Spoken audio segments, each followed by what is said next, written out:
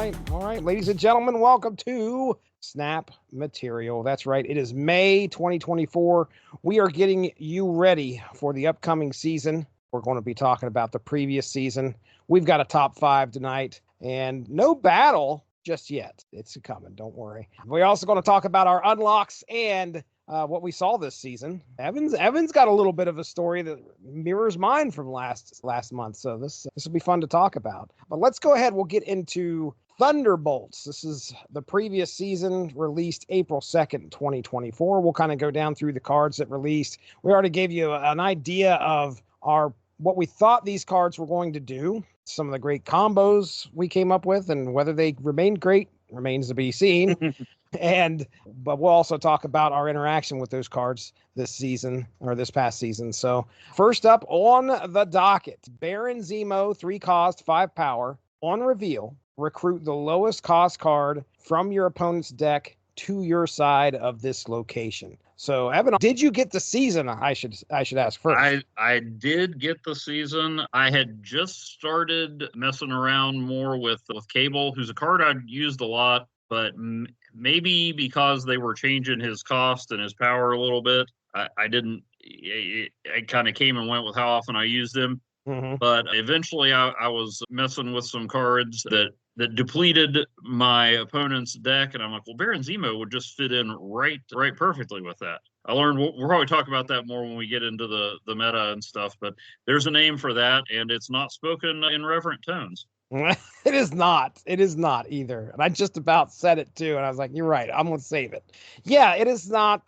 He aggravated me. I'll tell you that much. And I did see him a lot. So it's not like he was, people got the season and were just not finding a place to put him. He's useful. Oh, yeah. I mean, you cannot say that he isn't useful because he's pulling one of your opponent's cards out of their deck and putting them on his side. If somebody has a yellow jacket in there, that might hurt if you got a full side. But I think I may have even mentioned this last time because we talked about it right as the season was starting. But I know a friend of mine, when Zemo debuted, I think he started putting the hood in his decks more often. Smart. Yeah, that's smart. So, but yeah, Zemo's a card that, just like Cable or Yondu, you can combine them to be really annoying, but they also just work if you've got a slot for, a 3 cost card, 3 cost, 5 power, and he steals a card, maybe helps you out. There's some downside, like you said, with Yellow Jacket, but generally not a whole lot. Next up, Red Hulk, 6 cost, 11 power. When your opponent ends a turn with unspent energy, plus 4 power if in your hand or in play. So yeah, I remember our last discussion, I was talking about how he would pop up, so you knew he was going to come out at some point normally. So, but as far as the season goes, High Evolutionary was tag teaming with him a lot. And it's not like he unlocked any sort of special ability. It was just like High Evolutionary, for some reason, just begged for Hulks to be hanging around him. But that's kind of what I was seeing a lot there. What about you? I saw Red Hulk everywhere. And I pulled the trigger pretty quick and just got him. I had the tokens, and there were so many other cards I wanted a shot at this season. I just went ahead and got that one. And he pretty quickly started squeezing people out of other decks. Oh, really? So pretty versatile. Yeah. Let's see. He a lot of times I would bump Giganto or Infinite out of a deck because he started at 11 and then they nerfed him down to starting at 9, and I still see him all the time, still use him plenty. But yeah, you have to have him in your hand, and then your opponent has to have some unspent energy. But it's not out of the question to get him up above a 14 or even above a 20, and then you can play him wherever you want to play him. Mm-hmm. As opposed to always playing them on the left for Giganto or skipping a turn or using War Machine to get Infinite in there. So yeah, he made it into a lot of my decks. Okay. Well, yeah, I didn't get him this season. I was saving my keys, and you're right. He was prolific. He was everywhere. So there's just not a whole lot of downside to him. At first, I was like, oh, come on. You couldn't even give him to the end of the season, but that nerf didn't slow him down. Right, dude. You're right. Heck, it even keeps him off of Shang-Chi's radar for the first appearance. That's true. That is true. So Yeah, he's definitely been a useful card. I kind of wonder if they're going to drop it down even more to where he only gains like 3 power or even 2. Oh, I don't know, kind of like what they did with Blob. Blob was everywhere, and I guess he did need adjusted. But Blob's another one. Like, why would you put Blob in your deck when you could play Hulk, a Red Hulk? right. Red Hulk. It's a good point. So unless you're seeing a lot of Darkhawks, then makes a little more sense. But yeah, he's really useful with almost no downside. Now I was playing the other day and someone got him from the raft, and so I saw him pop up with 0 cost, 13 power, and I'm like, hey, now wait a second. Yeah. All right. Next up, U.S. Agent, 2 cost, 3 power, ongoing. 4, 5, and 6 cost cards here have -3, -3 power. So how things shake out for you for U.S. Agent? I think I got him with my second key. And I've always the character tends to be a bit of a jerk, but the costume and the name are like grade A. Oh yeah, absolutely. So, and I found him pretty useful. I slotted him in pretty quick on my Iron Slot deck. He's already had Luke Cage in there, so that was pretty useful. And then he made it into my Annihilus deck, or I call them the Annihilators. So he made it in there, and Man Thing was already in there. I'm pretty sure at least once I had them both on the same location with Luke Cage, making sure they didn't mess with each other. So yeah, I don't know. Like it's not like I'm going to build my deck around U.S. Agent and emerge victorious. Although I think I sent you a screenshot or two. I had a couple games in one day where U.S. Agent was the winning card. He was the factor, huh? Yeah. So yeah, he's pretty good. It's a bit of a bummer that here's another Captain America wannabe who's better at Snap than Captain America. But at least his is negative. Like at least he's not beating Cap at his own game. That's true. That's true. They were smart enough to vary it. Yeah, I definitely grabbed him when he showed up. I really didn't see. I was trying to build a deck around him, and I couldn't get a good rhythm going with a deck. I like your idea that you came up with in an Annihilus deck. You could send more negative cards over with Annihilus in that lane, which is pretty nice. But yeah, if you drop him in and get Sentry to spit the void over there, suddenly he's a -14. Right. So you better hope you can send him away. Yeah. So I couldn't find a good deck to get a good rhythm going with him. And like I said in my notes here, if I threw him out there, he's 2 costs, so you can kind of get him out there early. Your opponent is just going to avoid that lane with 4, 5, and 6s. So it's kind of like tough to not telegraph what you're doing, and it might be key to save him till the end or turn 5, drop him out. Or it does just make him think about putting those cards out there. That's true.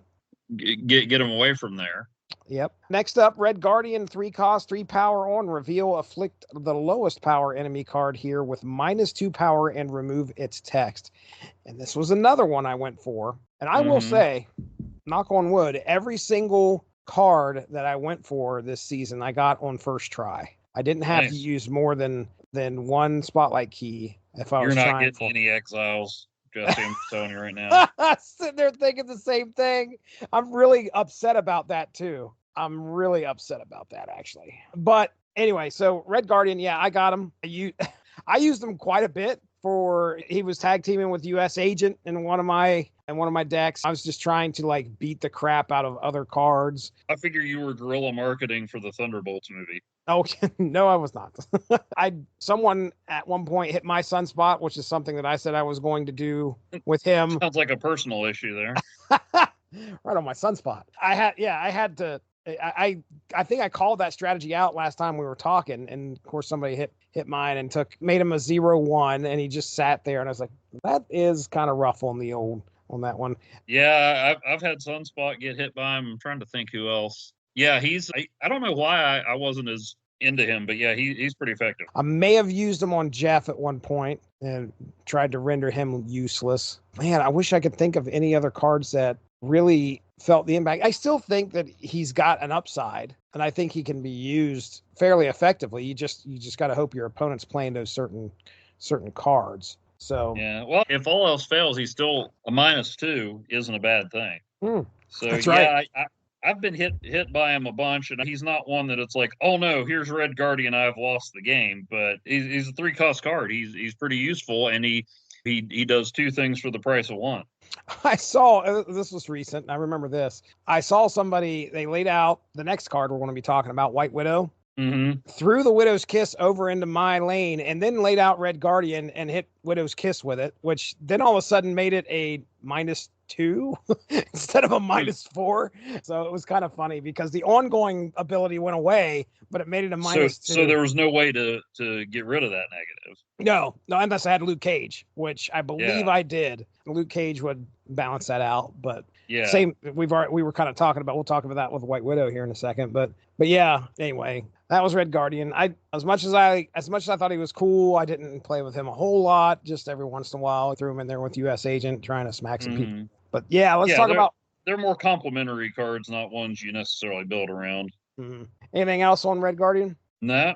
Okay. White Widow. Just that I didn't recognize his costume. I know who Red Guardian is, but I'm like, why does he have a black mask on? I did love with the season pass, you got a Red Guardian emote, which I didn't recognize it was Red Guardian at first, again, because black mask, but where he's like sweating.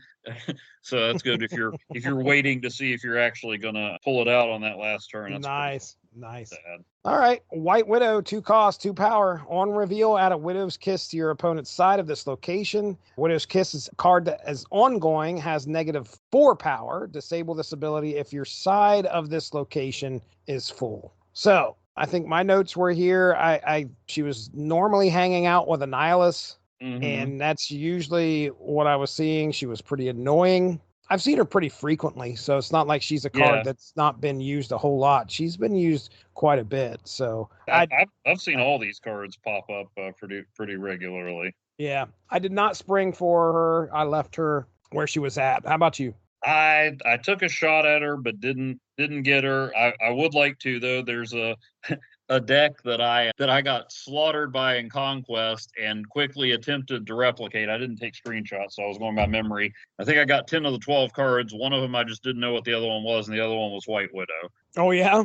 But yeah, I don't know. She was a little bit better than I expected her to be. Although it was a pleasure sometimes to send that Widow's Kiss back, courtesy of Annihilus. Ah, yes. But yeah, I thought she'd be decently effective, but it's just the idea of taking up space. I've had some games where it seemed like I could barely get enough cards out there. And then other times you're trying to get stuff out, and man, that one slot, even if you do get it back up to a 0, it's pretty frustrating not to have it. So I think I underestimated her a little bit. Okay. All right. Final card, Valentina, 2 cost, 3 power. On reveal, add a random 6-cost card to your hand, give it -2 cost and -3 power. What was your experience with this card? I have seen her a lot. I didn't think she was bad. I think I underestimated her a little bit to start with, but it was just, I think I got one spotlight key. I'm about to get another one, and I just thought, not bad, but I decided to start saving them because I took a shot at every other card this season. Only got one with a spotlight key. But so I just decided, I'm going to hold off on it. I got her once from the hub, and she promptly delivered me a 4-cost, 2-power Galactus. Yeah, he's funny. Spoiler alert, did not swing the game in my favor. Yeah. I had my deck all ready to go, like when this card was announced, because I knew that I wanted to do. Luke Cage was going to completely offset this whole -3 power thing. Mm-hmm. Which it did. It did. And then I was going to have Quinjet in there on top of that to get it down another power. And I think I had Absorbing Man in there just so I could have another card and possibly by turn 6 have 2 6-cost cards at 3 cost and good to go. But see, again, you were planning ahead. I did not plan like that. I was just like, of course, the bad part is it's random. Obviously, you don't know who you're going to get. It's nice to see Helicarrier come into your hand. It's tough to deal with Infinite coming into your hand on turn 5 or something like that, and you're not going to be able to do anything with them. So it has she definitely has her advantages. Just this past hot location, which was Titan yesterday, she was a star in my deck because Oh, nice. Yeah. yeah, she was getting that 6 cost was going down a power, and of course I had Quinjet in there. I had Legion in there, and I No would. way. Oh, believe it or not, yesterday I was so mad because I had to have gone through. All I needed was 2 cards. Okay, all I needed was 2 cards, and that was Mobius and Legion. Those are the 2 cards I needed, and Titan to be a location. And I was like, okay, I could never. It seemed like out of a handful of games, we'll say 10 games, one of those chance things would happen. I could never get, or Legion would either be buried, or Mobius would be buried, or Titan didn't show up. And made me so mad. I've had some like that. I've had was using a Hela deck, and I've had a couple games where I didn't get Hela or MODOK or Invisible Woman. I'm like, now wait a second, come on. Right. I understand that I might not get the magic combo, but right, just need one of them. That'd be nice. Okay, all right. So that's Valentina. Yeah, I definitely nabbed her. I think she's going to have a home, especially in any collector deck that I create. So, all right. Location. And the first one up is Castle Zemo. The first card you play here switches sides. And speaking of combos you're trying to chase, there were some specific things that had to happen in order for Legion to work here. And that was mainly I had to be in the lead. And then at the very end, you lay out Legion on Castle Zemo, and whatever card that person is playing over on the other side flips over to your side in 2 locations. And it's probably the funnest thing to watch, as they believe they're going to win this game, and then all of a sudden their cards go right over to your side. But again, it was a situation where I felt like I was chasing the combo all day and dropping in cubes. So, but anyway, Castle Zemo, what do you thought? Yeah, that is where I really started using my Annihilus deck again this season, and where it also dawned on me that one of your favorite cards suddenly worked a lot more in the way I wanted it to. Okay, all right. And you're Daisy Johnson, aka Quake, made her way into my Annihilus deck because she's not so random anymore. No, she's not either. So there were a couple times that I managed to do that and get somebody to switch a card unwittingly to my side. That's awesome. So yeah, I pulled that a few times. So she became a part of my Annihilus deck and stayed there even after Castle Zemo wasn't the featured location. Oh, cool. So I was like, wait a second, all I have to do is put her in the right spot, and I can make him go wherever I want. No more of this random Jesse Starcher nonsense. That's right.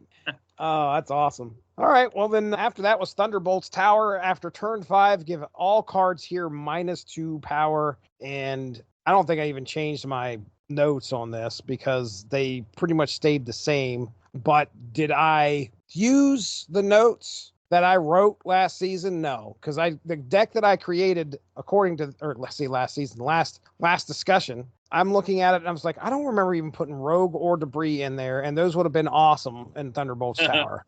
I had Luke Cage in there for sure. Yeah. And I don't think I made a specific deck, but I think I made sure Luke was in whichever deck I was using when that came around. Right. But yeah, it was a decent location. It was fun to watch people try and have to deal with that location when I legioned it and affecting all of their cards. How about you? Yeah, I think, again, recurring theme, I use my Annihilators a lot there too, because suddenly a rock could be a negative card and something that Annihilus could fling. Right. So yeah, that I think that and making sure I had Luke Cage were the main things I did. I don't think I tailored anything real specifically to it, but it's a neat location, kind of the opposite number of Stark Tower. I mean, it's definitely something you got to think about when it comes up. Yeah. Especially if your opponent's packing Luke Cage and you're not. Yes. Yeah. That's where Rogue came in, and I don't know why I didn't put her in there. Okay. Well, that is our discussion on Thunderbolts previous season for April of 2024. Thanks a lot for joining us. Make sure to tune in tomorrow for the next installment of Snap Material.